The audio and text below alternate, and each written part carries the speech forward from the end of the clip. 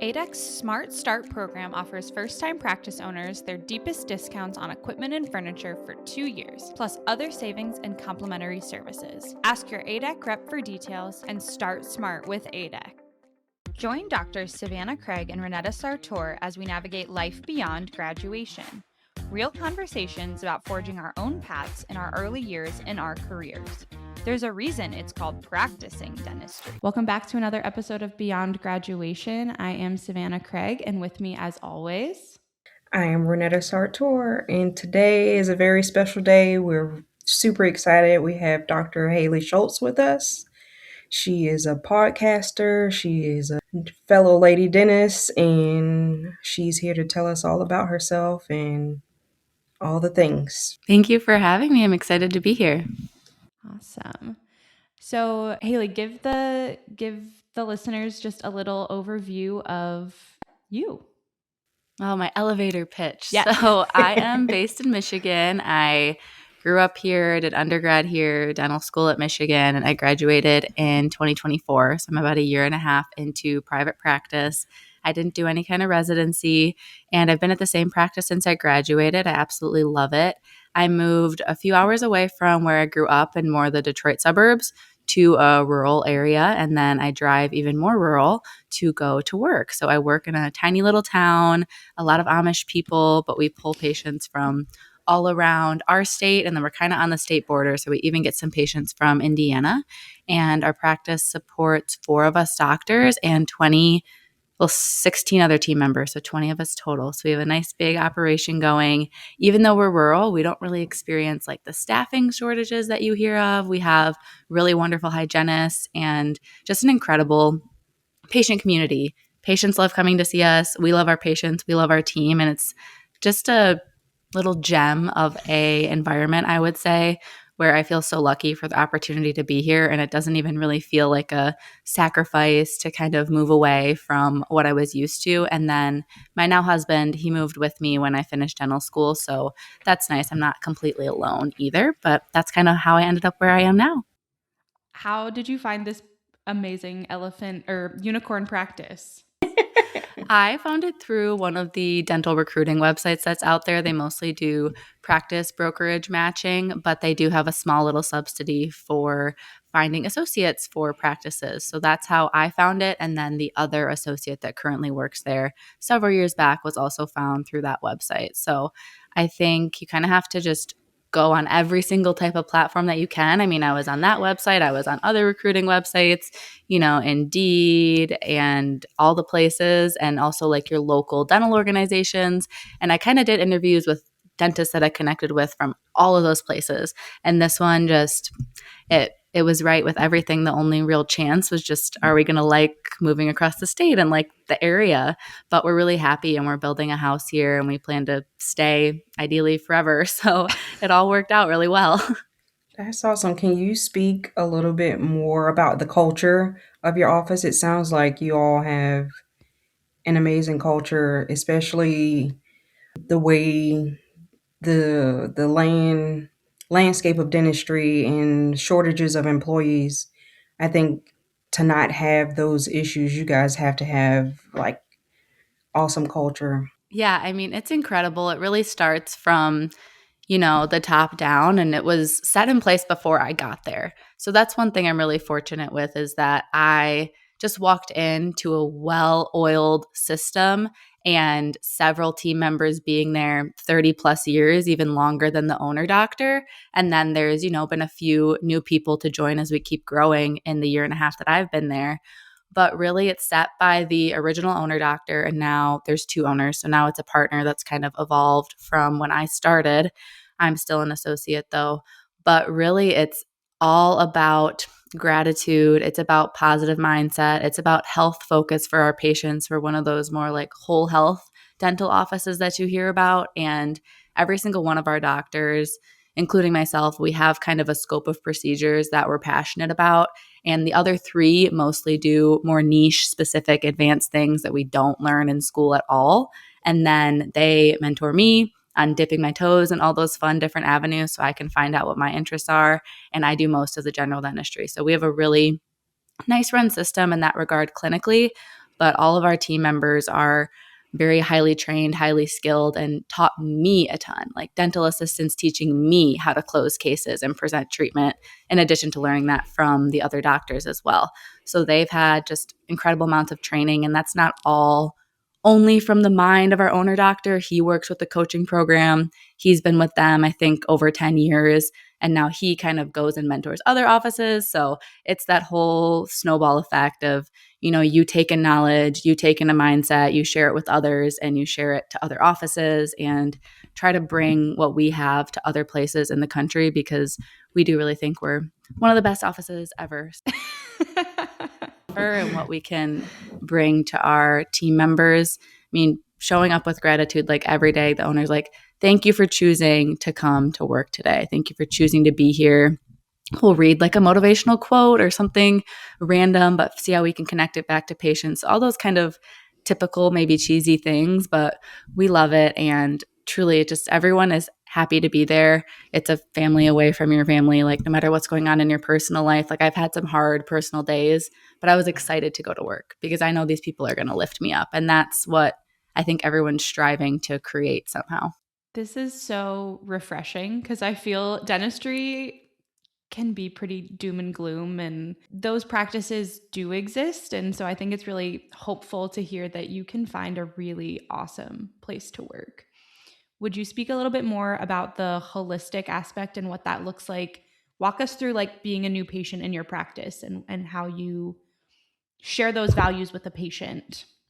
Yeah, so it's all very clear. Like I said, there's systems, right? Mm-hmm. So the patient walks in the front door. We have our front office team member that's, there checking them in, saying hello, eye contact, using their name, welcoming them in. We'll offer them a water or a coffee while they're waiting in the waiting room. Lots of, hospitality and making them feel comfortable. And then once it's time for their appointment time, one of our, we call them health advocates, but basically treatment coordinators, will grab them, take them back into their little office and follow up on what their goals are. So before they've even come in, they've already had at least 2 touch points on the phone with our team. So they've had, whenever they initially called in to become a patient, if we have time, we'll kind of do their pre-appointment interview then. But typically, the phones are ringing off the hook. So we just get their appointment and they know we're going to call them one more time before they come in. So usually then one of those health advocates will call them a week or 2 before their appointment, ask about their past experiences, what are their goals, are they experiencing any pain points, and share how our practice works. So they're coming in and they're not surprised that you're going to be here an hour and a half for your new patient appointment. And that's not even including your hygiene. They know what they're getting themselves into. They know a little bit of what our treatment philosophies are. So typically sometimes that can even get lost in the weeds. And we have a few patients that are very caught off guard by how we do things. But for the most part, that kind of irons that out. So they're going back with the treatment coordinator again, ideally the same one they were talking to before, but not all of our team works every single day. So sometimes they're going to meet a new face and reviewing all of that, talking about their goals. And then that person will walk with the patient into the exam room where they'll meet the dental assistant and they will then relay everything the patient said. So that shows that they have really listened to the patient. They know their goals, definitely getting that emotional why, what do they want out of this? Even if people just say, like, I'm a young, healthy person and I don't really have any problems, you can still find something like, do they have some kind of life event coming up? Or are they someone that has seen other people have dental problems and they're really proud of their teeth, so they want to continue being proud of their health and they're very health conscious? Anything like that, whether it's they have a lot of problems or they don't, something getting more personal. And then it kind of switched to the assistant running the show with the patient. So they'll go through typical things most people do, health history, photos, imaging, and then get the doctor in. And then we do another one of those little roundups. So the assistant will report on what they learned about the patient, starting more patient human first. So this is Savannah and she's from this place. She found our practice from this other patient that referred her. They're friends from yoga and her goal is this, and she has 4 little kids at home and keeps herself busy with this. So like all of the fun getting to know you stuff. And then you can get into the dental. So they run it all down. So at this point, they've had 2 experiences of people really listening to them and listening to the concerns and knowing what they want. And then as the doctor, they've probably already heard our kind of pillars and philosophy that you were asking about in your original question from the assistant, but I'll go over that again a little bit of small talk about, oh, yoga, I've done yoga before. How long have you been into it? All Yeah. that jazz. And then go through, well, today we're going to go through our 3 pillars. So that's pain-free, disease-free, and proud to smile. So we go through that with every single person, and we go through all of the images, CBCT, bite wings, whatever that would be. And then I'll start my actual clinical exam, head and neck exam, diagnosing anything on the teeth, existing surfaces, perio chart, all that good stuff. Set them up and then go through any additional findings and have their game plan. So a lot of times, because there are multiple things that doctors do. Like I said, I'm kind of the general dentistry. Oh, you need a few fillings and a crown or a root canal. That's probably going to be scheduled with me in the end. But I also noticed you have head and neck pain and you have tori. You didn't know that you're in kind of constant chronic stress, but maybe you are. So we're going to get you a consult with Dr. Chad, who does our TMJ treatment. So that's kind of their next step of treatment. So when I say whole health, it's that. It's dental health, it's sleep, it's airway. Airway is a huge kind of foundation, we almost call it, of those 3 pillars. So we have a myofunctional therapist on one of our teams with our hygienist. And then Dr. Chad, I mentioned, is one of the owner doctors, and he does sleep, TMJ, airway treatment. And then Dr. Bono is one of the other owners, and he does mostly implant-based surgeries, but he also does cosmetic smile makeovers as well for people that are able to keep their natural dentition and do full mouth rehab. But most of the patients coming in are ex-drug users or just very poor diet habits that pretty much don't have anything left to work with, extreme perio, things like that. So he's mostly doing all-on-X dentures, probably 80% of the time, and then some with people keeping their teeth, just based on who's coming in our door. And then Dr. Libby is the other associate, and she's actually married to the owner doctor. So different dynamic. They all kind of have a level with the ownership one down at this point. Yeah. But she is really passionate about pediatric development. So we talk about airway with a lot of our patients and, why did all your teeth relapse after orthodontics, and getting to the root cause of things. So we have adults even going through myofunctional therapy or, again, sleep apnea TMJ treatment because they didn't have access to this information and resources when they were a kid to get expansion as a child in a more natural way and actually work on their airway and their tongue position and their breathing so that they can grow correctly and not experience relapse when they're older. So that's what Dr. Libby helps with in conjunction with the myofunctional therapist. So we have her doing different oral appliances. Some are fixed and then some is removable, like the myo munchie, we call it, for the myofunctional therapy and things.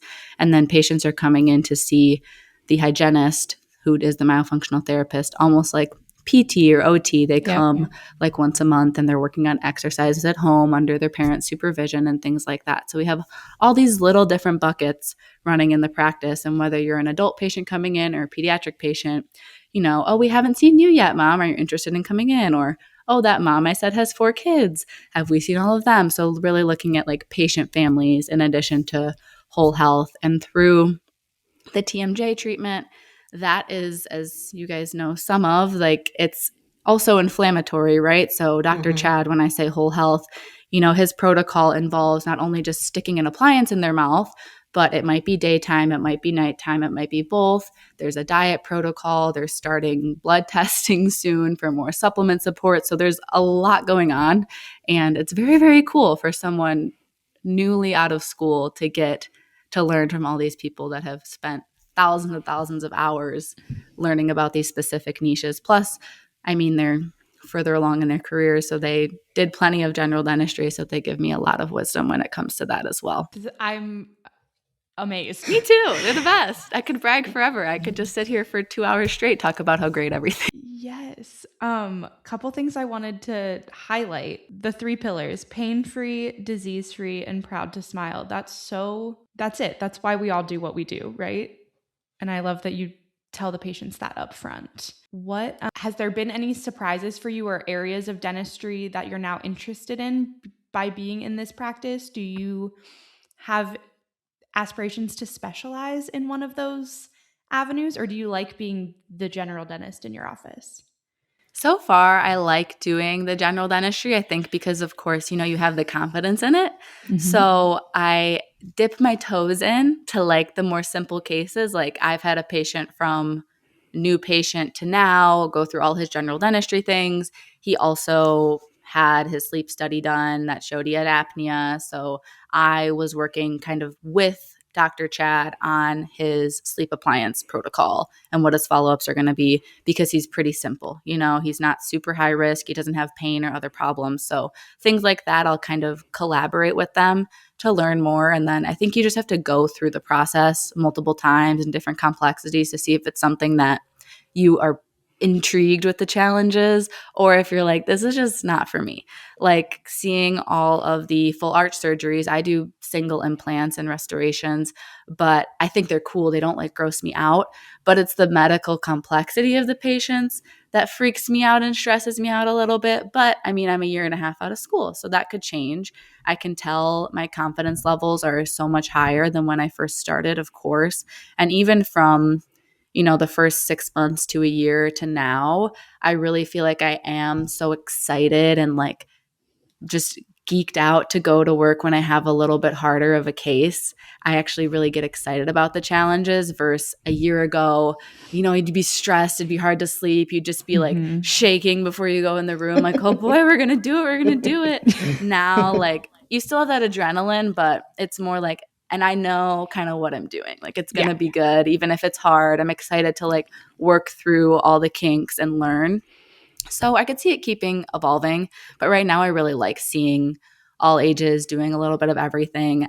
So far, none of what they do seems like something I would want to do all day. And even they do all still do like general dentistry here and there.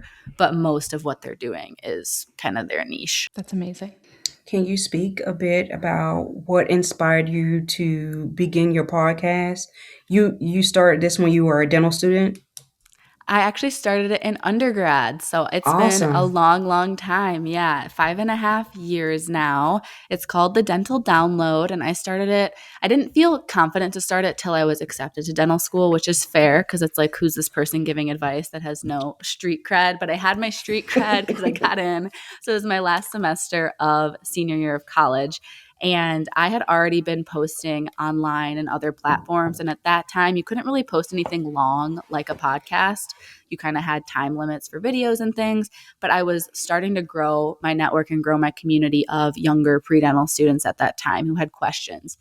How did your application go? Interview advice, DAT advice. And I could only post like a 5-minute video, but I had so much to share. So that's why I started the podcast, was the opportunity to post long form content. And it's really evolved with me, sort of like a personal diary of lessons learned at work, how I got through this life experience and this milestone.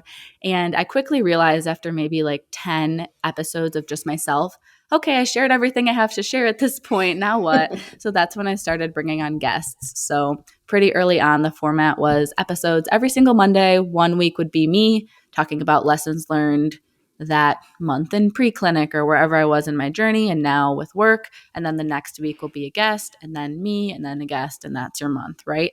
So that's kind of how I got started, was all mentorship and wishing that I had something like this, someone that was vocal and sharing the highs and the lows. I'm very transparent of, I've been down in the dumps because of the situation, but this is how I'm working through it. I'm not someone to just give all the doom and gloom with no solution or no way forward. But I definitely share times that I've failed at work, times that I've struggled, because I think that's important. But generally, I have a positive, motivating tone. So I like to put that into our industry. Like we said, there's a lot of negativity. So I like to share that there's good out there too, and there's lots to learn.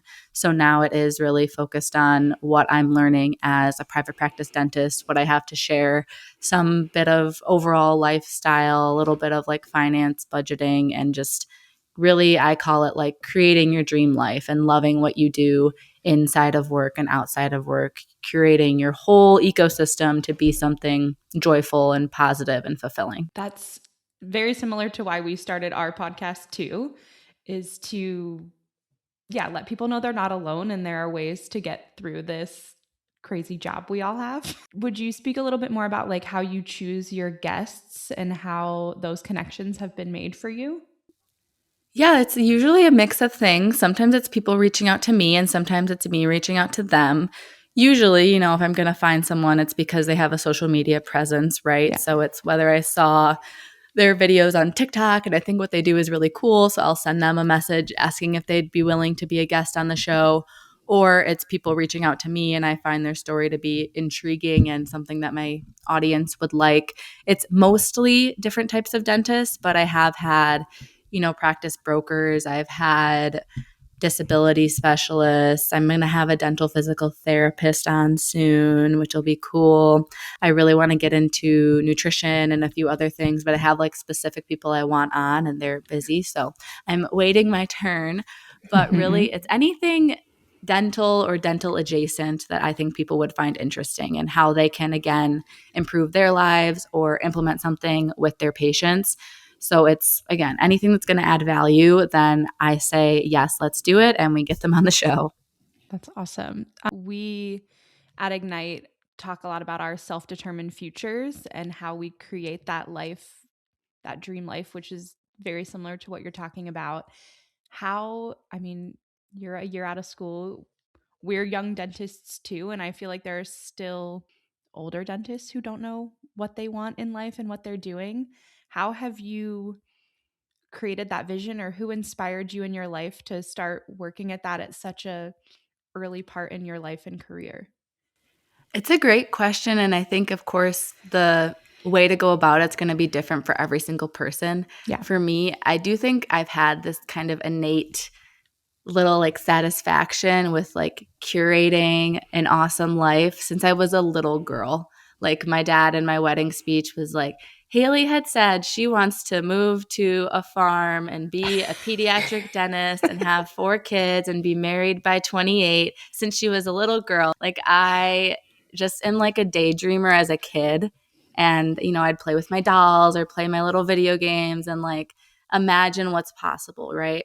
So it grows into us as adults. Like we all have our inner child, right? Mm-hmm. And I've known what I've wanted to a degree. And throughout your journey, like I joined my pre-dental club in undergrad. And that's what I learned. Oh, wow, I need to get a better GPA if I want to get into dental school. Like I learned what it took to accomplish what I wanted.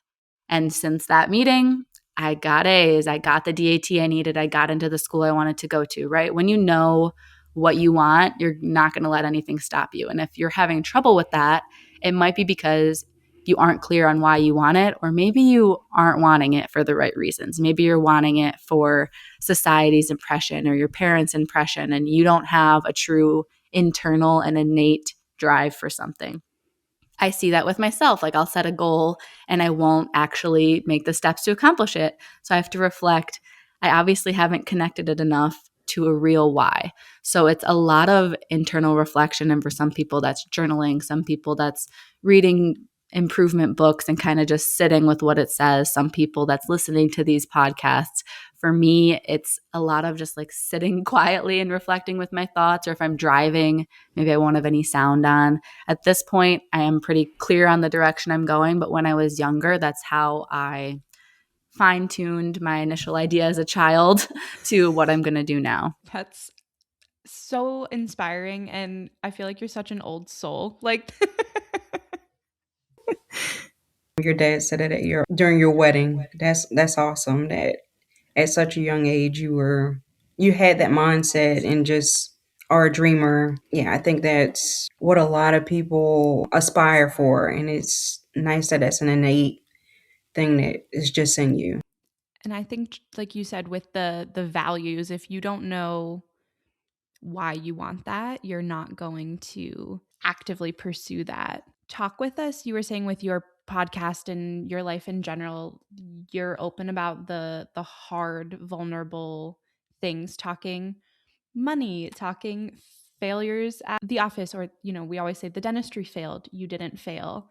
How has that felt for you? Is that something you've always been comfortable with, or as you've created this platform, do you feel a little more connected to your audience that you feel like you need to share those things, or how does that look? Because I think as dentists we feel, and you know the age of social media, we feel like we have to show this perfect life, and you can create a dream life, but you have to get through the hard stuff too. So tell us a little bit more about that experience. I feel if someone's going to listen 10 minutes into my podcast, they're part of my bubble and they can know.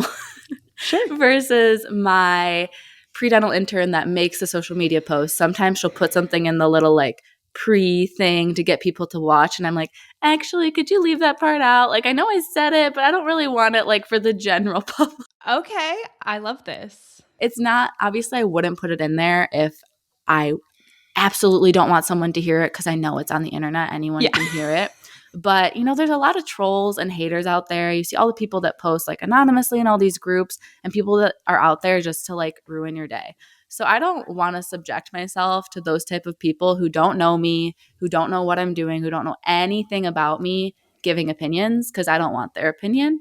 So I will share it to the people that I know are going to take it in the right way. So I'll say it in the podcast, but I'm not going to make a TikTok for anyone to see about like start to finish, here's everything I've ever done wrong. Like, but I'm still happy to share it. And again, the people that are listening in, those hundreds of people that listen every week, I want them to know and I'm comfortable for them to know because I know they're listening to it with the lens of understanding where I'm coming from. And they're not some random troll bot on the internet. Can you speak more about earlier you talked about how your practice is led with gratitude and positivity.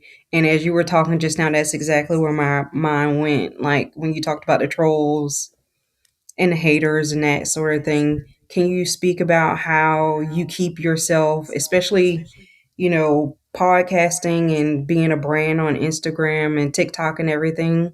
You're going to have some people that don't like it, or some people that have something negative to say, or just in life in general. Can you speak more about how you keep a positive mindset and practice gratitude daily? Absolutely. When it comes to the online component, it's kind of short and sweet. They're probably like not even a real person. If I can click on their profile and it's like you and you left like a constructive criticism question, I'm not going to block you and be like, I don't want like any pushback, because obviously we're all open to criticism from like a fellow colleague who's saying it in a respectful way. Like, yeah, then I would respond to your comment or maybe DM you and we talk about like why I redid that case or why I didn't or why I use that material or whatever. Like you'd be asking something productive for both of us to learn from. But if it's just like a true hater or someone that doesn't even have a real picture and they have 0 followers and they're just being an angry person, social media, just blocked, don't engage. When it comes to real life, whereas we should spend more of our time and energy, right? Less time on our little phones. I really do every time I go to work, because it's at this point, it's a cycle. It's like a snowball effect that I just am grateful and I love it there. But I try to leave whatever I might have been dealing with or stressed about at the door, because I know that my team needs and deserves for me to be showing up as my best self. And so does every single patient. I think we see so many patients in a day and you see so many different personalities. You see someone having the worst day they've ever had, switching in your head to engage with different personalities and people that are in different emotional states. So I try every single time I finish one patient, I'm going into the next room, maybe you're rushing, maybe all 3 hygienists say, I need an exam right now. I try to make sure that this person that I'm going to see is an individual person. This is their only experience with me. And I'm going to make sure that they have my undivided attention and a positive attitude. So I have that in the back of my mind all throughout my day, every single touch point that I'm doing. And same thing with our team. And like I mentioned, we've had some new team members come in. I've been working with the same 5-year seasoned assistant up until November. And now I have an assistant who's never been in dentistry before. So you can imagine that's making me reflect a lot on, wow, I still have a lot to grow because this other assistant was kind of holding my hand and making things easier for me. Yeah. Now I need to be the one to mentor someone else. So that made one of my goals for this year. I want to be able to mentor my team on communication the way that some of these seasoned assistants and doctors can mentor me. So that's something I'm working on, being an example for her of how we can get patients to understand the value of their treatment, make a positive patient experience. So it's something I've been slowly picking up on. And now, like I said, I'm able to share more of it as well. From what you were saying in all of those aspects, it feels a lot like you're protecting, might not be the right word, but protecting your energy and what you allow into you and all of those things. Do you have any like day-to-day practices that help you, gratitude journaling, or, how do you transition from work to home and home to work? What does that look like? Because all of these things feel so intentional, and you've made a choice for this to be how you interact with the world. Spot on with intention. And I know Renata was kind of asking that in the first question, but I didn't really answer actual tangible practice. That's okay. But I don't particularly do any of those like really specific things. I just have my routine at this point that again is supporting the way I want to live. And like you said, like things just don't enter my bubble the best I can. Obviously some days, you're down a little bit, but it's like it's a day. I never have 2 bad days in a row. Like I will not. Like if I have a hard day and I talk about it to someone or I post a video about this is why I'm feeling down because this happened at work, I know I am waking up the next day and that's not happening again. Like it's just not. It's a fresh start. It's a new day. There's no reason. Like I've seen at least on social media, like those little graphics where it's like this, like 1,000 little dots. And they're like, here's one black dot of like this bad day and the other days are yellow. And it's like, okay, you can't let 1% ruin the other 99% of good. And I focus on things like that. So it's a lot of things I've taken in over all the years that have let me choose to live this way. It's not like it just naturally happens without any effort, right? Like you have to make a conscious decision to be positive, to have gratitude, to let things sort of roll off your shoulders or have a way to process through hard days and hard times. So not necessarily any specific practices other than taking care of my health, having close people that I can rely on when I need support. Those are things that I do in my daily life, but not anything specific like gratitude journaling at this point. Yeah. So kind of in the same vein, you've been podcasting for, what'd you say, 5 years? And building a social media brand. What does your relationship with social media look like? How often are you on there to build your brand? You said you have an intern. How is that? I'm sure that's changed from pre-dent to now. What does that look like? And how does that intentionality and protecting your energy work for you? Yeah, I mean, early on, of course, and just being a younger person, you're a lot more susceptible to input and opinions from others. And I definitely cared more about what other people thought of me based on what I posted online 4 years ago than I do now.